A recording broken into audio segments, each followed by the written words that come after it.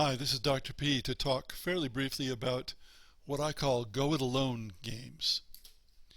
So what's that? Go-it-alone games are games for more than two people that can be won by going it alone, by not bothering to cooperate with or ally with anyone else. Some games are like that, some are not.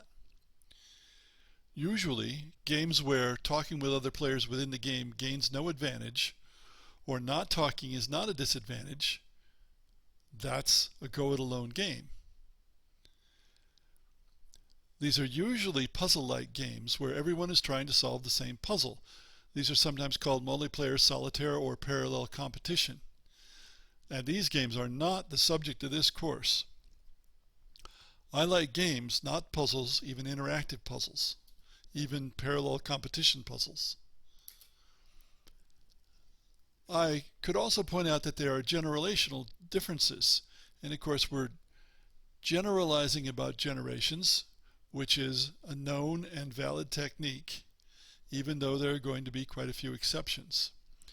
The general comment about Gen X versus millennials, or Gen Y, is that Gen Xers, the older people, like to go it alone, while millennials prefer to share and work together. And by the way, I'm a baby boomer.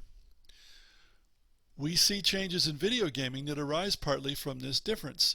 Single-player games are giving way to online play, whether it's multiplayer in a team context or MMOs, massively multiplayer online games.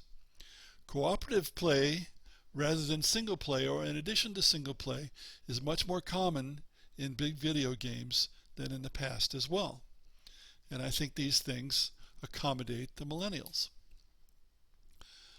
On the tabletop, in my experience, the serious tabletop Euro-style players tend to be older and consequently are a much higher proportion of Gen X. Some of them are baby boomers as well. On the other hand, I think role-playing games includes a much higher proportion of younger people.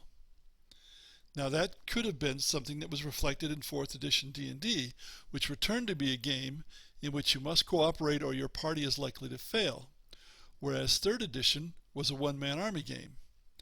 Though you could probably just as easily argue that 3rd edition was for the me generation, millennials, who frequently expect to be the center of attention. There are definitely differences, although people are not always going to agree about what those are. Many games are designed for go it alone, including most traditional family games. Many modern tabletop games, certainly the Euro-style games in the sense of family games on steroids, are designed to let people go it alone and still succeed. They don't have a choice. They can't do anything to help somebody else or hinder anybody else. The game doesn't allow it.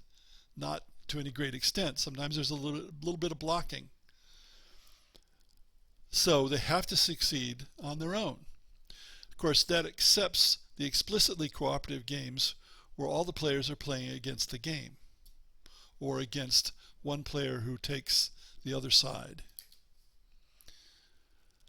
Well, I think these differences reflect life in general. Some people rely heavily on cooperation, others try to go it alone, and virtually everyone has to use both methods at various times. As far as games go, I have trouble understanding a game with more than two people where cooperation is not needed.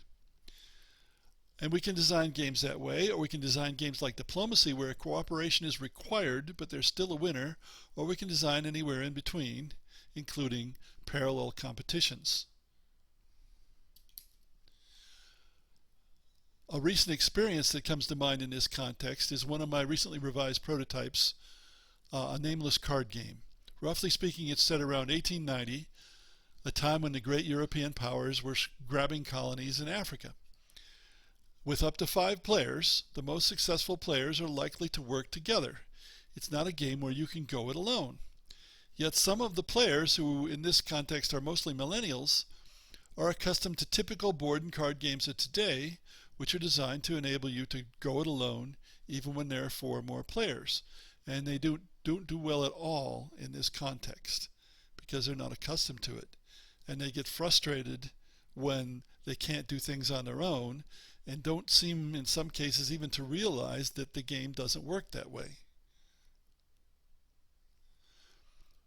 In a sense, these go it alone games are actually a lot like two-player games. When you're playing a two-player game, unless it's a cooperative game explicitly, then you're playing against the other player and you're very, very unlikely to cooperate with them because it's not going to get you anywhere. Well, given that I strongly prefer games where talking with others can gain an advantage or avoid disadvantage, that's what my multi-sided game design class is all about. Thanks for listening.